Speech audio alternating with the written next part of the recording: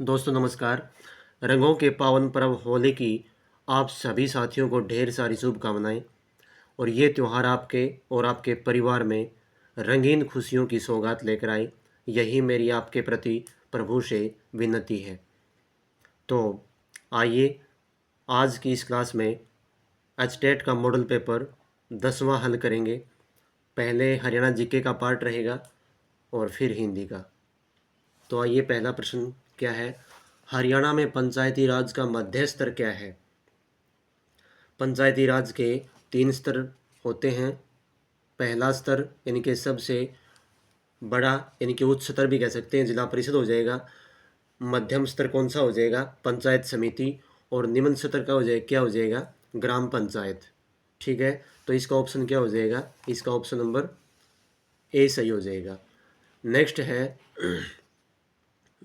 आम मेला यानी कि मैंगो मेला प्रत्येक वर्ष पिंजौर उद्यान में मनाया जाता है, जो खालिस्तान दिनों कार्यक्रम होता है।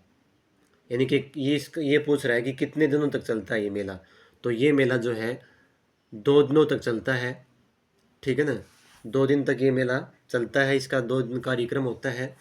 और कहाँ होता है? देखो, पिंजौर गार्डन में प्रतिवर्ष जुलाई माह के प्रथम सप्ताह प्रसिद्ध आम मेला लगता है, जिसका आयोजन 2 दिन तक होता है।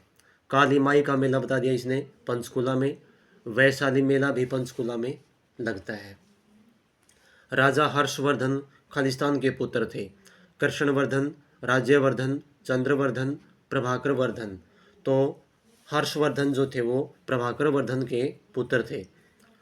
हर्षवर्धन का जन्म 590 ईस्वी में हुआ था और इनका राज्याभिषेक कब हुआ था? 606 ईस्वी में हुआ था।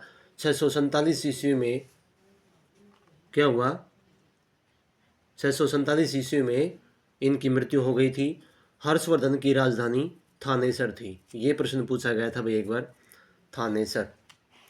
हरियाणा में निर्मित किस वस्तु का विदेश में निर्यात किया जाता है? तो होंडा की कारों का, कांसे के बर्तन, लिबर्टी के जूते और एटलस साइकिल। तो हरियाणा में जो है लिबर्टी के जूते हैं, इनका विदेश में निर्यात होता है। और लिबर्टी के जूते कहाँ बनाए जाते हैं? करनाल में, प्रसिद्ध है ये। और कांसे के बर्तन रेवाड़ी में बनते हैं, और रेवाड़ी को पित्तल नगरी भी कहा जाता है। एटलस साइकिल सोनीपत में, ये आपको ध्यान रखना है। 1857 के स्वाधीनता संग्राम में राव तुलाराम ने किस क्षेत्र में अंग्रेजों का मुकाबला किया था? तो कहाँ किया था? नारनौल, रोहतक, कैथल, पानीपत। तो ये किया था नारनौल में। नारनौल में किया था इन्होंने।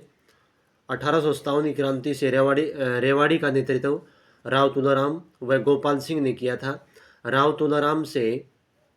तुलाराम अंग्रेजों से नारनौल के नसीबपुर नामक स्थान पर मुकाबला किया उन्होंने। और क्रांति के बाद राव तुलाराम काबुल चले गए, जो पाकिस्तान में है। वहाँ पर उनकी मृत्यु हो गई। उनकी याद में हरियाणा सरकार 23 सितंबर को शहीदी दिवस मनाती है। तो राव तुलाराम के बारे में ये विवरण आपको याद रखना है। अगला प्रश्न देखिए क्या है। अगला प्रश्न है,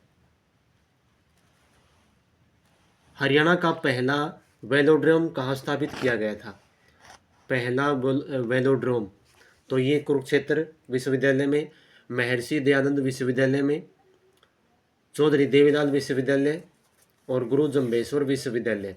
तो ये कहाँ किया गया था? ये किया गया था, स्थापित किया गया था कुरुक्षेत्र विश्वविद्यालय। वेलोड्रोम क्या होता है? वेलोड्रोम होता है साइकिलिंग के लिए जो ट्रैक होता है, उसको बोलते हैं वेलोड्रोम।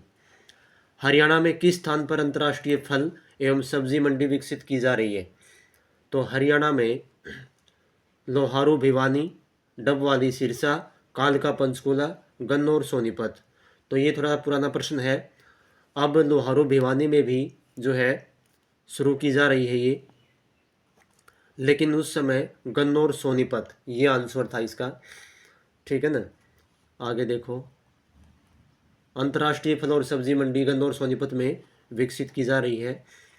लोहारू भिवानी, लोहारू स्टेट की स्थापना, लोहारू स्टेट नहीं है भाई, लोहारू की स्थापना सन 1903 में अहमद बख्श ने की थी। डब वाली सिरसा में क्या है? फूड पार्क डब वाली सिरसा में है। नेक्स्ट देखो क्या है? हरियाणा के व्यक्तियों के किस समूह को वर्ष 2019 में भारत सरकार द्वारा पद्मश्री पुरस्कार दिया गया? तो कौन कौन थे भाई? ये थे कमल सिंह चौहान, सुल्तान सिंह और नरेंद्र सिंह। ये आपको ध्यान रखना है। अगला प्रश्न क्या है? निम्नलिखित में से किस देश और भारत के किस राज्य को हरियाणा में 2019 के सूरजकुंड मेले के लिए साझेदार के रूप में चुना गया था? तो इसको तो छोड़ दो, पुराना प्रश्न है ये। अब की बार जो हुआ था 38वां सूरजकुंड मेला था, और उसमें जो है प्रतिभागी देश आपको ध्यान रखने हैं। अब है हिंदी का पार्ट आता है हमारा, उसको देखो। तो हिंदी पार्ट में पहला प्रश्न क्या है? लुटिया डुबोना से तात्पर्य क्या है? लुटिया डुबोना, काम बर्बाद करना, खो देना, ऋण लेना, नहाना। तो इसमें ये तो बार बार जो है ना कहते हैं, पहले से ही पढ़ा जाता है ये प्राइमरी से ही, कि लुटिया डुबो दी, यानी कि काम खराब करना, काम बर्बाद करना। ऑप्शन नंबर ए इसका सही आंसर हो जाएगा। नेक्स्ट है निम्नलिखित मुहावरे का सही अर्थ चुनिए। मुहावरा क्या है? छक्के छुड़ाना, नाराज करना, हरा देना, दुखी कर देना, क्रोध करना। छक्के छुड़ाना ये भी आसान है, ये हो जाएगा हरा देना, option number B. Next question क्या है? नेक्स्ट है हमारे पास, निम्नलिखित में से कौन सा तत्सम शब्द है? आम्र, आँख, आंसू और ईंट। तो कौन सा तत्सम शब्द है? तत्सम शब्द है आम्र, ठीक है ना। और इसका क्या हो जाएगा? इसका हो जाएगा तद्भव शब्द आम। आँख, आंसू और ईंट क्या है? तद्भव है। आँख का तत्सम हो जाएगा अक्षी, आंसू का हो जाएगा अश्रु, और ईंट का हो जाएगा इष्टिका। ये भी आपको ध्यान रखना, ये तीनों। नेक्स्ट है निम्नलिखित में से शुद्ध वर्तनी कौन सी है? यानी कि शुद्ध शब्द कौन सा है? एनजली, अंजलि बड़ी मात्रा लय को, अंजलि लय को छोटी मात्रा, अजली। तो डी का भी नहीं होगा, ऑप्शन नंबर सी हो जाएगा। इसमें लय को छोटी की मात्रा आती है, और ये क्या आता है? अनुस्वर आता है के ऊपर। तो ऑप्शन नंबर सी इसका सही आंसर है। महर्षि शब्द में कौन सी संधि है? तो महर्षि में गुण संधि, यण संधि, वृद्धि, अयादि। तो महर्षि शब्द में गुण संधि है। गुण संधि, ये चारों जो ऑप्शन है ये स्वर संधि के ही पार्ट हैं। तो और इसका विच्छेद हो जाएगा महा प्लस ऋषि, महर्षि। नेक्स्ट है माता पिता शब्द में कौन सा समास है? माता पिता, तो माता पिता का विग्रह पहले क्या बनेगा वो देखो, माता और पिता। इसमें दोनों पदों की प्रधानता होती है, और कौन सा हो जाएगा? द्वंद्व समास हो जाएगा ये। द्विगु समास में पहला पद संख्यावाची होता है, और दोनों पदों के बीच विशेष्य विशेषण का बोध। कर्मधारय समास में उपमा और उपमेय का बोध होता है, और विशेष्य और विशेषण का संबंध पाया जाता है। बहुव्रीहि समास में कोई अन्य ही पद प्रधान होता है, और वो उसका किसी तीसरे व्यक्ति के लिए काम करता है। आगे तो ये इसमें क्या हो जाएगा? ऑप्शन नंबर बी सही हो जाएगा। दाम लगाना मुहावरे का अर्थ क्या है? दाम क्या होता है ये? तो दाम जो है ये अपने रुपया जो है करेंसी, उसी प्रकार दाम भी पहले किसके शासनकाल में होती थी ये तो मुझे ध्यान नहीं है। ये करेंसी होती थी दाम, अपने जैसे रुपया है उस प्रकार से। तो दाम लगाना, मूल्य आंकना, पूरी कीमत देना, लागत मात्रा देना, मोल भाव करना। तो इसका ऑप्शन हो जाएगा ए, मूल्य आंकना, ये इसका सही अर्थ है। रिक्त स्थान की पूर्ति कीजिए। ताजमहल खालिस्तान एक अद्भुत नमूना है। तो ताजमहल शिल्पकला, स्थापत्य कला, चित्रकला, मूर्तिकला। तो क्या हो जाएगा इसका? ये स्थापत्य कला में आ जाएगा, ठीक है ना। जितने भी भवन हैं उनके ऊपर की गई कारीगरी क्या कहलाती है? स्थापत्य कला। अगला प्रश्न देखो क्या है। निम्नलिखित पद्यांश को ध्यानपूर्वक पढ़िए और उसमें अलंकार का चयन कीजिए। मेरो मन अनंत कहाँ सुख पावई, जैसे उड़ी जहाज को पंछी, फिरी जहाज पे आवई। तो इसमें कौन सा हो जाएगा, इसमें उपमा, रूपक, विभावना और यमक। तो इसमें अलंकार हो जाएगा उपमा। उपमा क्यों हुआ कि जैसे जैसे उड़ी जहाज को पंछी फिर जहाज पे आवे, जैसे जो वाचक शब्द है ये बता रहा है कि ये क्या है, उपमा अलंकार है।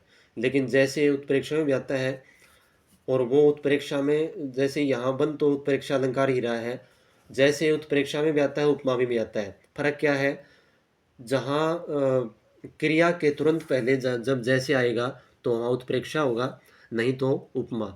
वैसे उत्प्रेक्षा बनना था ये, लेकिन अब ऑप्शन नहीं है तो उपमा कर देंगे इसमें। रूपक में उपमे में उपमा का आरोप होता है। विभावना में कारण के अभाव में कार्य की उत्पत्ति पाई जाती है।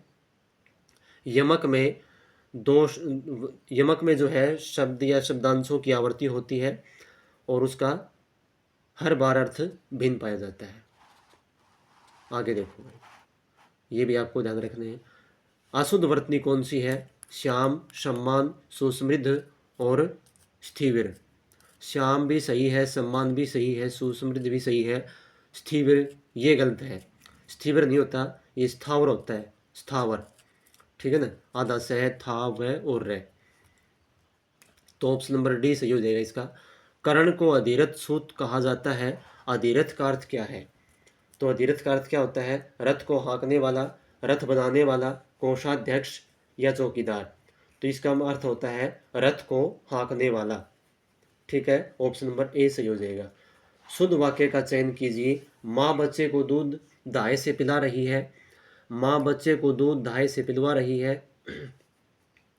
माँ बच्चे को दूध दाए से पी रही है और माँ बच्चे को दूध दाए से चखा रही है।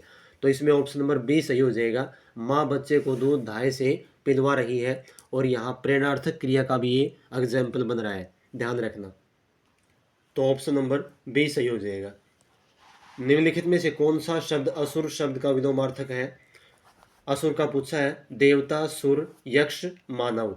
तो इसका हो जाएगा सुर, ऑप्शन नंबर बी। मानव का हो जाएगा दानव, ठीक है ना। अगला है, निम्नलिखित में से कौन सा शब्द भेद शब्द का अनेकार्थी नहीं है। भेद शब्द का, तो भेद का फूट होता है, रहस्य ये भी होता है, छेदन ये भी होता है, दर ये नहीं होती। तो ऑप्शन नंबर डी सही हो जाएगा, ये इसका अनेकार्थी नहीं है। वर्ण न, मैं तथा न का उच्चारण स्थान क्या है, कंठ, नासिका, तालु और ओष्ठ।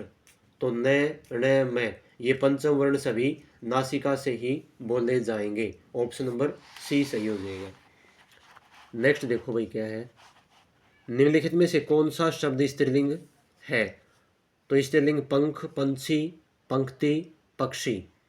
तो इसमें स्त्रीलिंग पंक्ति हो जाएगा, ठीक है ना। पंख, पंछी और पक्षी ये तीनों ही पुल्लिंग है।